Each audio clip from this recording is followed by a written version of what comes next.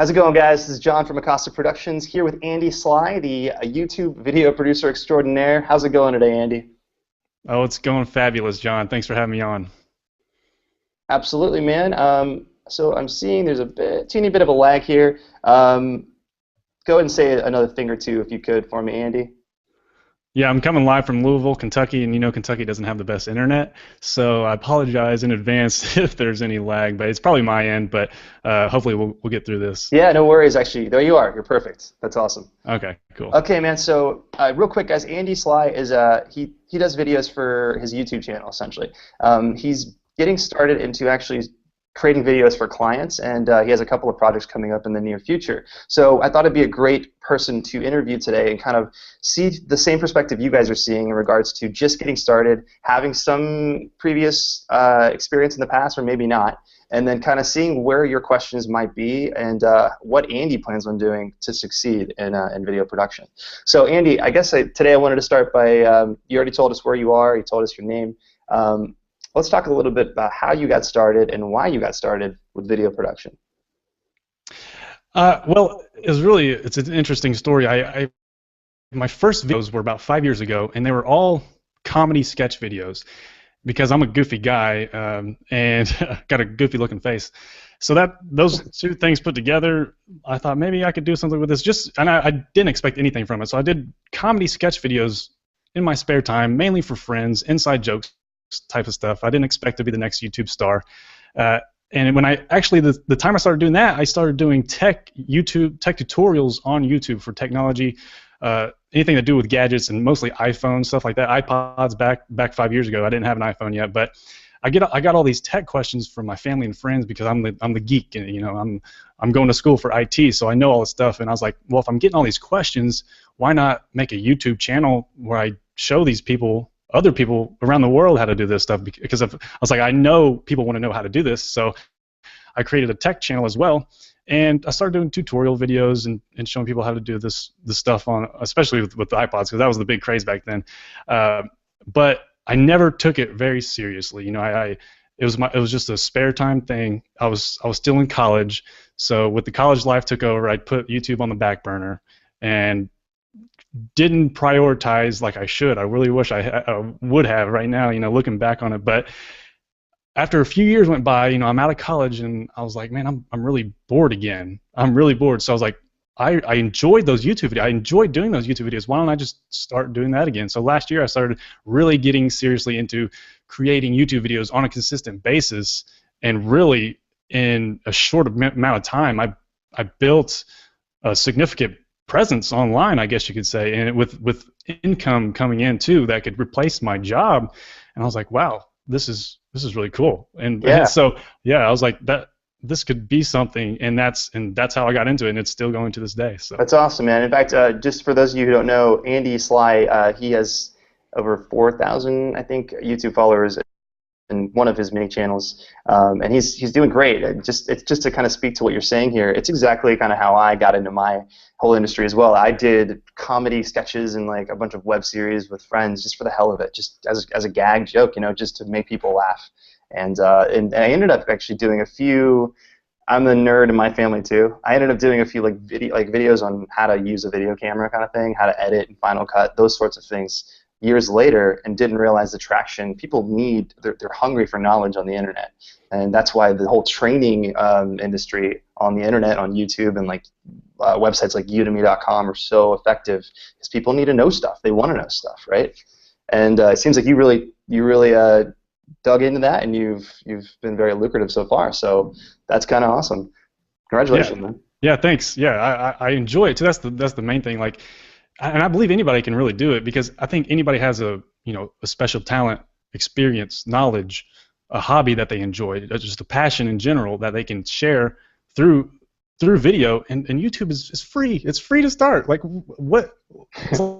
Like, it's amazing right now, the age that we're in. We don't know what's going to happen 10 years, 20 years from now. With the net neutrality, like, who knows? But right now, anybody can just pick up their smartphone and make YouTube videos, put it out there for free, and turn it into something that could change their lives. It almost seems like unfair, especially for people that most people don't know that. Most people don't realize the advantage they have. You know, I think people are so desensitized to it these days, and it's sad because every one of us has this iPhone in our pocket or this Android phone in our pocket, and we have basically an entire studio sitting inside your pants, and that none of us really. I mean, aside from taking selfies and like, you know, of our food and of ourselves with our friends when we're wasted, that's really all our generation seems to do, and it's kind of sad, you know. Yeah, and but the funny thing is too, like people take videos of them wasted or doing, and actually they're popular on YouTube, which is kind of strange. Well, I mean, it's usually if you get hit by a car or something, it's sad, but it's funny at the same time. Well, yeah, I mean, it'll be front page of Reddit if that happens, you know. Right, of course, and he survived to tell the story.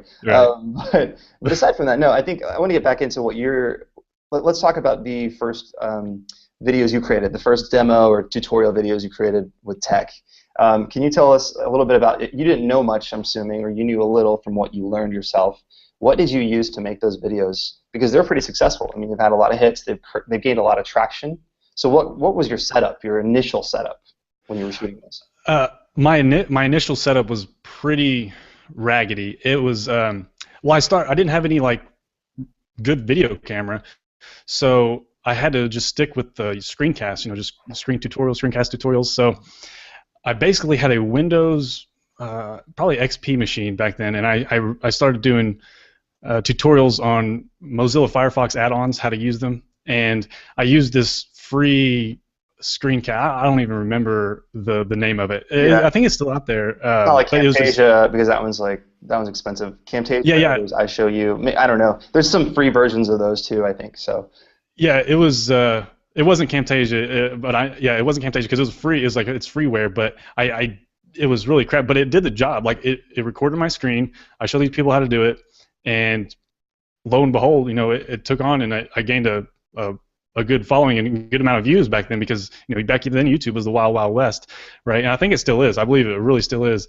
And so yeah, I didn't even spend hardly any money. Like I just used the computer that I had, the free video screen capture software, and then I used this free video editor too. I think it was Pinnacle Video Spin. Yeah, I've used that too. When I first started years ago, I checked that one out because I didn't have money to buy an editing software. That's Pinnacle, and then there was like, I don't know, a bunch of different ones out there. I think Cool Edit Pro was one or something. I don't know. Anyway, yeah, I'm glad to hear that. So you didn't spend any money. You basically just wanted to give some information out. You recorded this on your computer. Taught yourself how to put it together, and then you just put it up on YouTube, right?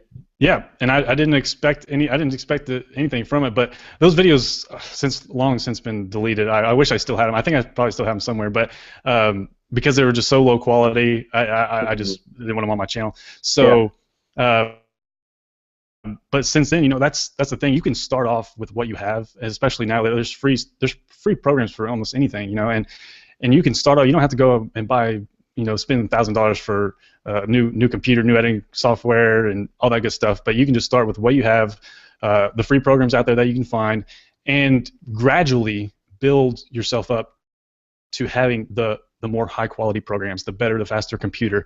And then because when you do that, also when you gradually get to the point where you can get that stuff, that experience that you learn along the way is more valuable than any of the new computer that you're going to get, because you know how to put together these videos, you know the process, you know the systems, you know what to do, you know how to edit videos, okay? And by the time you get there, it's like you have all this, you have the plethora of tools, skills that you need to just shoot for the sky, and the sky's the limit. That's right. Stuff. Yeah. That's absolutely right. You know, I come from that same background where I had to go start, you know, the bottom, and I had to get like every single thing for free, or I had to find tools and, you know, necessities I could use when I needed them. And I think it's the equivalent to being like in college or taking a course on something like video, because, you know, you start at the bottom, you start from like the very beginning of the book, you go through the processes, and you start from like, you know, film to now digital video, and then everything in between, like codecs and transcoding and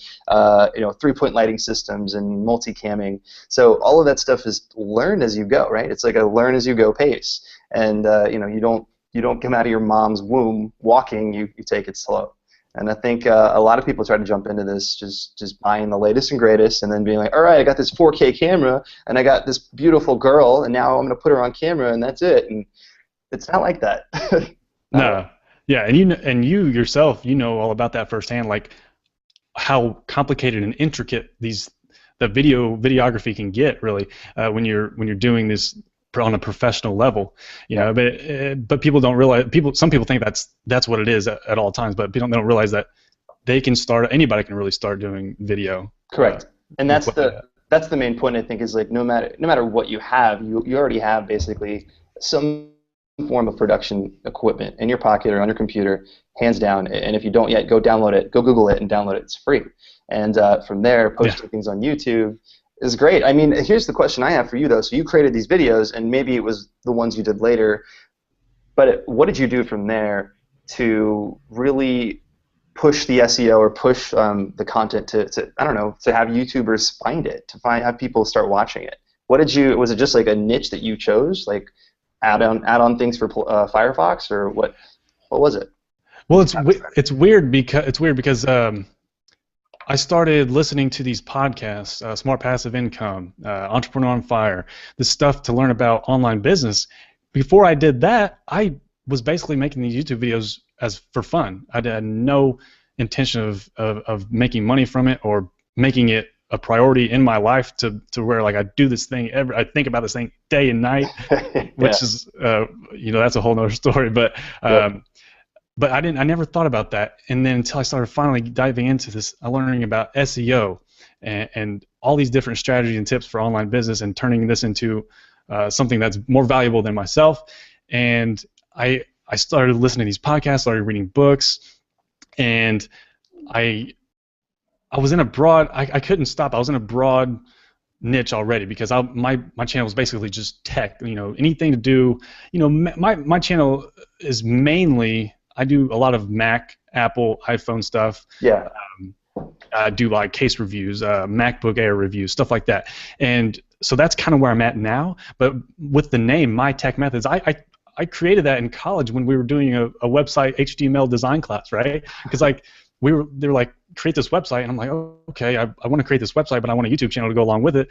So let's make it My Tech Methods, because I checked and mytechmethods.com was available. I was thinking something with tech and teaching tech tutorials. So My Tech Methods is what it came out to be, and that was like within about 5 minutes. So like I chose that niche when not even planning on what I'm going to be doing now. I wasn't even thinking about turning it into anything. So I'm in this like broad niche. So with the SEO strategy and trying to get found on YouTube, I try to stick to what I do, like what do I want to watch if I was out there searching on YouTube, like me personally.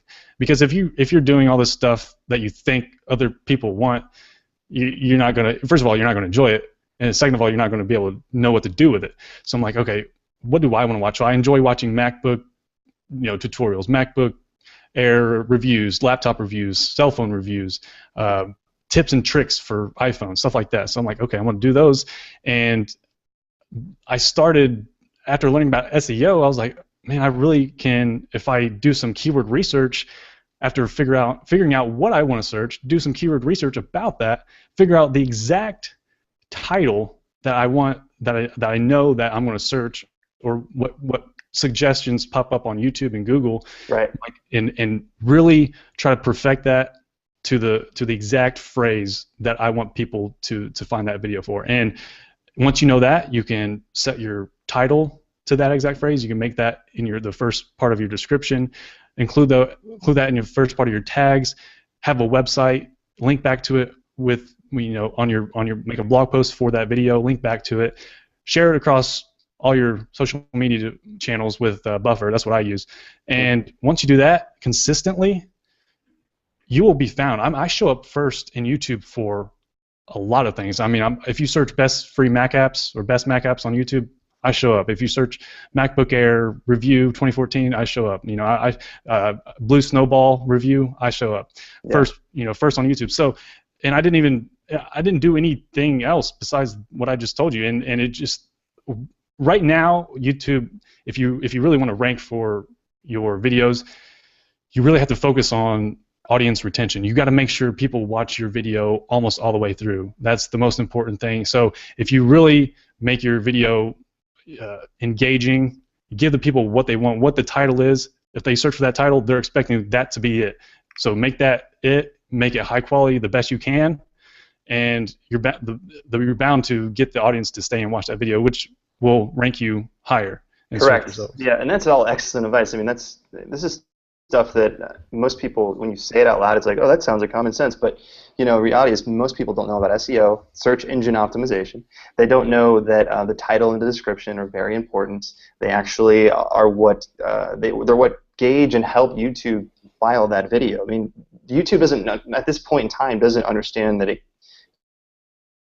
describe it to the best of its abilities. But it's not like you posted something on your blog and they were able to read it all. That's why the description and the title are so important, correct? Because it can file that accordingly. It can crawl through that accordingly, right? Right. That's exactly right. Yeah, and the transcript as well, because you're giving Google and YouTube what the video, you're practically telling them what it's about, what's in this video, because they can't. Of course, YouTube does the automatic transcription, but they don't get everything right. And if you got that exact phrase in there, and one tip that I want to share with you guys.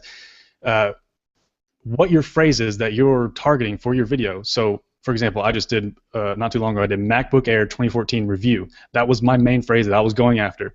And I made sure, you have to make sure that you say that in your video at the beginning. Say that exact phrase in that exact order. Say, I'm Hyatt, Andy with My Tech Review. And if you do that, you're going to, when you do the transcript, it's going to show up like that in that exact order. So that's a great tip, actually. And just so, yeah. I'm sorry, you cut out for a second. As soon as you're about to say it, it froze up. Can you say that example one more time? Yeah, no problem. The transcripts, when you do your manual transcripts, video 4, for example, MacBook Air 2014 review, that's what a recent video I did. So I made sure to say that exact phrase in that exact order, MacBook Air 2014 review, in my video at the beginning, sometime in the first 10 seconds. And because when you do that, when you do your manual transcripts, that exact phrase will show up in that exact order. And I don't know if it helps, but I feel like ever since I've done that, I've seen good results in search in my search rankings. So that's a little tip that you can do. So just make sure you have that phrase, that you say that phrase out loud too in your video at some point in the beginning. Yeah, that's actually excellent advice. I didn't think about that because it does automatically transcribe it. Which is great, but if you are to go in there and manually fix it and make it exactly what your video is titled, that just gives Google and YouTube more, I think, more confidence that it's a quality video about what you're talking about. So that's fantastic. One thing I wanted to note too, you had mentioned in regards to I hear this all the time. We always hear this. For most people, most videographers, most content creators out there, they always say, content's king, and then from there, push your videos to all your social media outlets. So Facebook, Twitter, LinkedIn, all that. Always push everything out, always, right? One thing I've learned though, and this is just the last 2 weeks that I've been looking into, is website aggregators such as Reddit, such as StumbleUpon, Dig. All these websites are great sites to go to and post your stuff because that's what basically spreads the word, to people that you don't know, people that aren't in your social network. And I think it does really well with helping you get discovered, helping you gain followers, gain traction, and gain subscribers. Can you speak to that at all? Andy, can you tell me, do you use any of those, or are there any particular ones that you use? Absolutely, yeah. Mainly for me as a lurker, I use Reddit. I don't usually go on StumbleUpon, but with Reddit, you got to be careful. You can't self-promote all the time.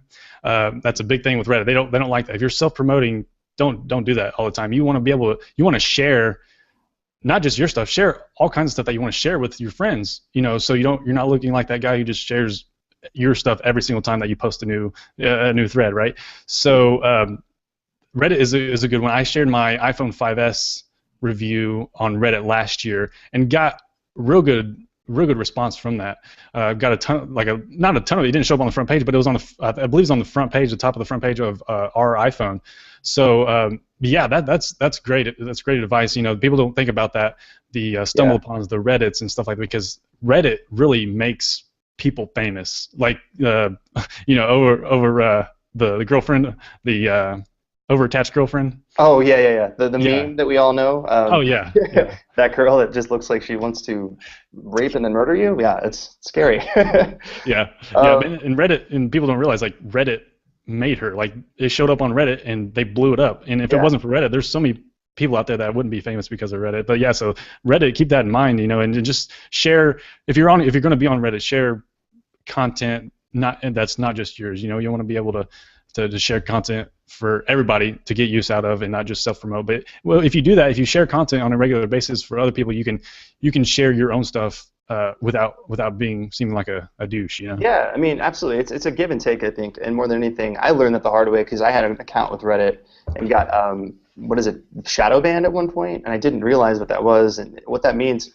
Well, okay, rewind. In general, what Reddit is, for those of you who don't know, Reddit.com is just this big online community with all these subgroups. So it's like, it's like having little cults of each thing in life. So people that are video editors, people that are videographers, people that are into knitting, they all have their own little subgroups. And it's like a forum where you just can post really great stuff. You can ask questions about what it is that you're interested in. And you as a user can subscribe to any of these forums, and you can start the conversation, keep it going, comment. It's known as the front page of the internet because a lot of stuff is discovered through Reddit, like Andy says. And so what's great too is posting your stuff on there. Yes, you're right. Have a balance, because I got shadow banned, which means I was posting too much about my stuff. Too much self-promotion gets you nowhere. Just makes you look like a self-promoter. It makes you look like a broken car dealer, used car dealer. So you don't want to be that guy. And I learned that the hard way. But yeah, more than that though, aggregation's key when it comes to content. I guess dispersing or distributing, social media for sure, and then again, I've been doing this just for 2 weeks now, just using those other ones like Dig and so forth. These are great, and I think, guys, if you want to check out the description here, by now it should be in there, the different aggregators we totally advise you to use, because these are some really great tips to have, especially if you're doing video content. So have you seen any better results from one or the other, like Dig? Have you seen better results from Dig than somewhere else, or what's the best aggregator that you found? Personally, I've done a lot of research and done a lot of testing on them, and have realized that you can't just post anywhere. It's like Reddit. When it comes to Reddit, you have to post in your subgroup. I'm not going to post a video about how to light a set in a subgroup about like knitting sweaters, because I'll get banned immediately, right. And we don't want that. So when it comes to, I think, pushing your content in general, for you do YouTube tech reviews, and I'm sure you're probably going to do the iPhone 6 and the iPhone 6 Plus now that it's out today, right? Yeah. So if I walk away for about 10 seconds, that means it's getting delivered. So I got you. You're waiting gracious. Okay, I got it, man. Yeah, I have a friend who works at AT&T, and hopefully he's saving me one because I forgot to order it online. So nice. I'm totally doing that later too. Oh, yeah. But yeah, beyond that, so your iPhone video, iPhone 6 review, is going to be posted on YouTube, and then you're going to share it in certain places that people care or give a shit about it, right? So you're going to post it on technorati.com would be a good place, I think. Dig is great for anything, I think, because they kind of aggregate everything themselves. But my biggest tip is just to always find the niche that you're, like, go to the conversation where the conversation is happening, right? And post it there where people actually care. It's like when you're on Facebook and you get this event invite to, like, I don't know, somebody's band, a local band, and you're like, I'm not going to go to that. Why the hell would I ever go to that? It's the same. It's the equivalent to that when you're posting random stuff in random places. So you got to be careful, but don't be afraid to experiment. If you post something one time in a Reddit subgroup or on a website that wants content, and then they tell you this is irrelevant, don't post again. Listen to the moderators, or they will block you. They'll lock you out, and you'll just look like an asshole. So don't be that guy. Yeah. That's my 2 cents on it. And I'm saying all this now because I just discovered it, and it's like the holy grail for me. 2 weeks ago, I've been like on it, and it's been really great.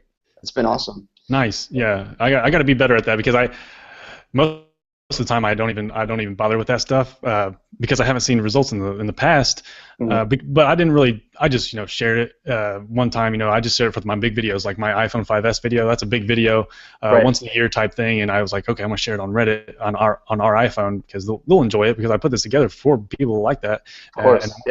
Yeah. So you know your audience. You know your target audience. You know the people who are gonna like this stuff, and that's good, because most people don't. Most people are just like, I don't know, I'll make a video and everyone will like it, and it's gonna be great. That's everyone's, like, wishful thinking. But actually, I'm going to link right now to an article I read from kissmetrics.com. These guys are great. They're like Google Analytics on crack. They don't tell you who came. They tell you who came to your site, but they also tell you like how old they were, where they live, what kind of pizza they like. Like, it's crazy. And these people have a great blog that I follow personally. And this article that they wrote it blew my mind in regards to like distribution, how you're supposed to distribute your content. Because at the end of the day, all of us are making great content. Whether it be for yourself, for your YouTube channel, for your clients, but a lot of really great content goes unnoticed, and that sucks. I think it deters us from ever wanting to make anymore. I've been there, and I'm sure you've been there as well, Andy, before you actually reach success. So yeah, just in regards to like getting it out there, you have to make sure you're proactive about it, and that's one thing that I've been preaching for the last 2 weeks now, because it's been a great discovery for me. So yeah, what do you think about that? Yeah, no, that's exactly right, because what you just said was perfect, because you can make the best videos, highest quality, best content, put it out there. If nobody sees it, guess what? It's for nothing. Doesn't matter, man. It's like that question: if a tree makes noise when it falls, is it? I don't know. What the fuck's I don't know. If a tree, who cares? Trees, nobody cares about trees. Well, to our organic and green people. Well, Reddit are trees, right? Our trees care about trees. That's right. Yep. We'll be posting that there. That's for sure. Perfect example. Way to plug it. Yeah, exactly. Yeah, but no, don't go there and expecting real trees. I hope not. So, but no, it's if you like I put a free ebook together for Channel Empire, channelempire.com/VIP. I put this free ebook, the top 5 steps to profit from YouTube videos. And in that, I have a section in there I specifically remember. I was like, you can make the best videos possible, but if nobody sees them, it's useless. It's for nothing. You just wasted time, you wasted money, and wasted energy. So knowing your audience, defining your audience, what you said earlier, John, that's one of the key things that I really need to. I wish I could focus, really niche down my audience. It's really hard to do that. But once you define your audience, your target audience or customer, you can. I mean, it's so easy. It's astoundingly easy to see results when you find that perfect target customer. Absolutely. And I'm glad we're talking about this, because it's something I had almost like a straight up epiphany at like 9 o'clock at night in bed reading this article, and I'm just like taking notes and like copying and pasting and like saving bookmarks to all the links that you guys have to check this out. I mean, it's in the description down here, but ultimately what it comes down to is know your market, know your customer, and then know where they hang out on the internet. Go to the websites or the forums that they're at, and then post your stuff or give knowledgeable advice. And do a bit of both, so that you can be, a resource for them to go to and have content, whether it be to make them laugh or just something like a tech review to tell them how great the iPhone is, the next iPhone is, or whatever. And then I think in doing that, when it comes to business, if you're making videos for other businesses or clients, this is something I thought about this mentally, never told anybody this, but like I would make this amazing video for our client, and it cost a lot of money to do, and a lot of time out of on my whole production team, and then we'd give it to the client, and the client would post it like on Vimeo or their website, on YouTube, whatever, and it would have like 200 views, and I'm like, oh, I wonder if they feel that like that was a good ROI on their investment, And so I'm thinking in my head, like, man, I should incorporate some sort of service to distribute it properly so they can really get the word out as well. And it's something that I'm actually, for all of you out there trying to develop a production company, I would highly advise that, because when a customer sees, or your client sees an ROI on your video, they're going to come back and be like, your video was awesome because we have social proof, because the numbers don't lie. The audience retention is great. The viewership is over 10,000 views. That's when they want to come back for like 10 more, and that's when you make more money. And I personally have not realized that till 2 weeks ago. So I haven't been doing that. As the thing, I just discovered the aggregation. I'm just realizing that this is important, not just for yourself as a YouTube creator or a video creator, but for your clients too. It creates more value for everything that you do or you're trying to do. So it's like a tidbit. Yeah, that's huge, and it makes a world of difference. Yeah, and on YouTube. Since I'm mainly a YouTuber, I'm trying to give some YouTube tips here. Yeah. If you find your target audience, right? You're on YouTube and you search say you do videos like me if I do iPhone videos. Well, I'm going to search iPhone review or iPhone apps or something, and whatever videos that pop up, I'll go on those videos, and I'll go down to the comment section, and I'll see what questions the people are asking. So if it's an iPhone review, iPhone 6 review, people are asking, they ask a question. I'll go on there and I'll actually respond to those commenters, directly to them and answer their question. Like, yeah, and answer it. And I don't plug my stuff. I don't say, hey, come over here and check out my channel and subscribe. No, I don't do that. You just reply, answer their question, and they're going to see. They're like, wow, this person answered my question, and his channel name is My Tech Methods, so it's a tech channel. Let me check on that, and then they'll go to my channel, see a bunch of iPhone videos. Bam, I probably will get a subscriber by doing that. They connect the dots. They're not dumb. They know your stuff, and if you know more than the person that made the video that they're on and asking questions about, they're going to go to you. They're going to look to you as that resource for knowledge, and whatever it is that you're talking about. So that's an excellent tip. Another tidbit to follow that, to piggyback on that, actually Quora.com, Quora.com, which I just started using recently, is an amazing platform for people asking all sorts of questions about everything, from how to tame a horse to how to cook a steak. Like, it is amazing. And I love it because I go in there and I see these questions that me personally, I live and breathe video, can answer those in 2 seconds. And then again, they can go to your profile from there. They can see other posts you've done. They could you could plug yourself every now and then. It is what it is. And at the end of the day, it's a great resource. So that's a perfect point, man. I didn't even think to say that, but yeah, start engaging with the people that are asking questions. Engage with the people that are like minds and that want to know what you know. Or maybe you know it better than they do, right?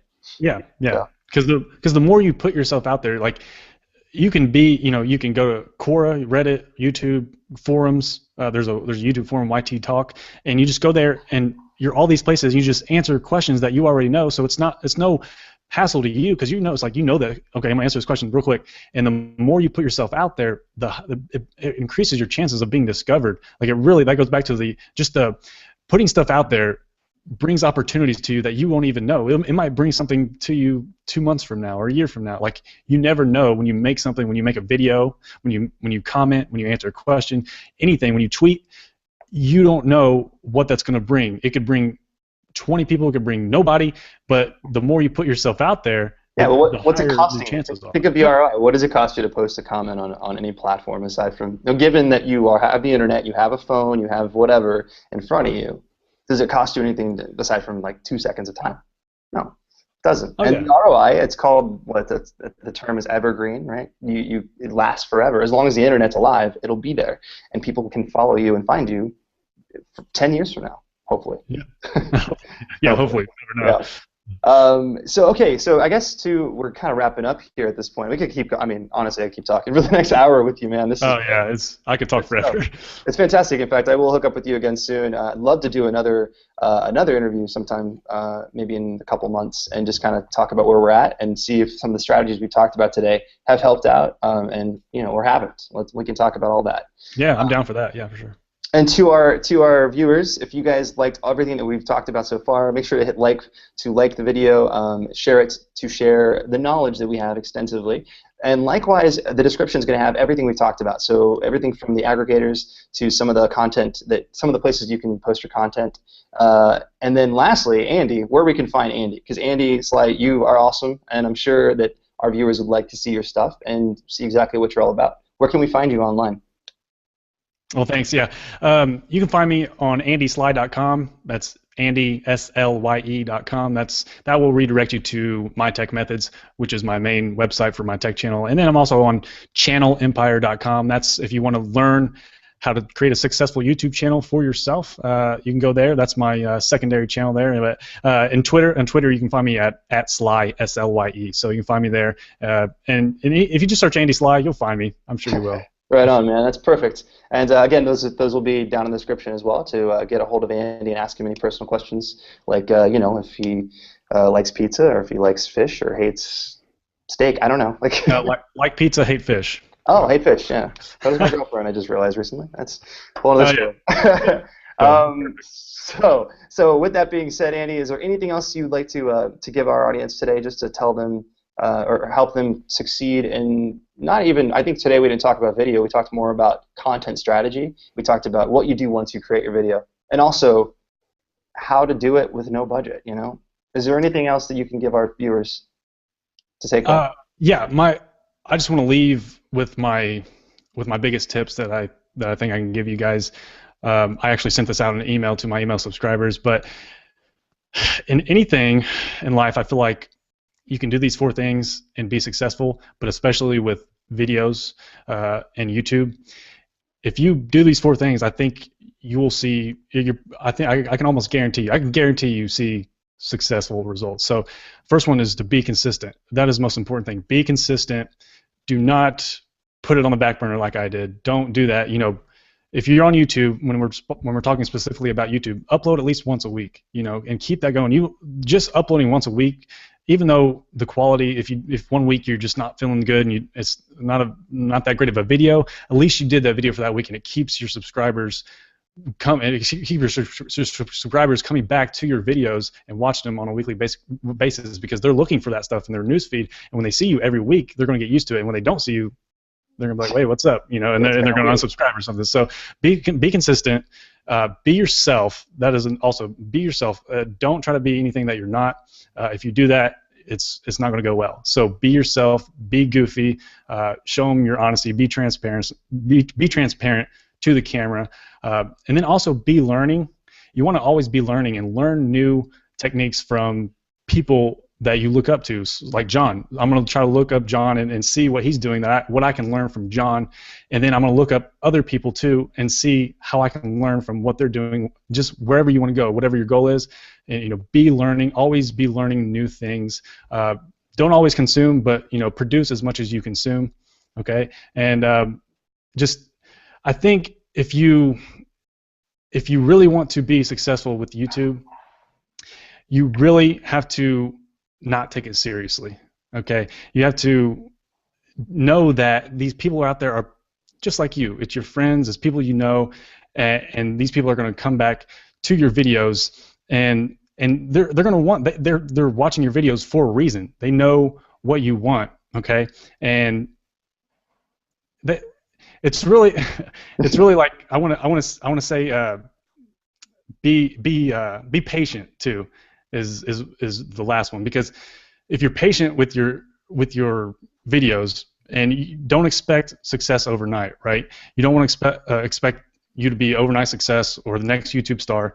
If you be consistent for a long period of time and be patient, you're going to see results. That's exactly what happened to me. So I know anybody out there can do it. You just gotta take action and just do it. So it's 100% correct, man. And the last thing I think to add to that from our conversation is one point you made, to always be putting stuff out there, but on a consistent basis. Always be commenting, always be engaging, because you never know when it'll come back around and actually benefit you. And I think a good example, just to leave you guys with, is something I used to joke with my roommate about. He used to always joke. He used to be very I guess introverted, and didn't want to go out, and I was like, you know, would you expect a really hot girl to just knock on the door and just be like, hey man, let's get together, let's get married, let's have kids? And you know, when you put it in that perspective, you know, you're not going to have your bride or your husband come and show up at the door and say, hey, I'm here, let's do this. Like, that doesn't happen in real life, and it's not any different on the internet. You can't build something and expect everyone to come to it.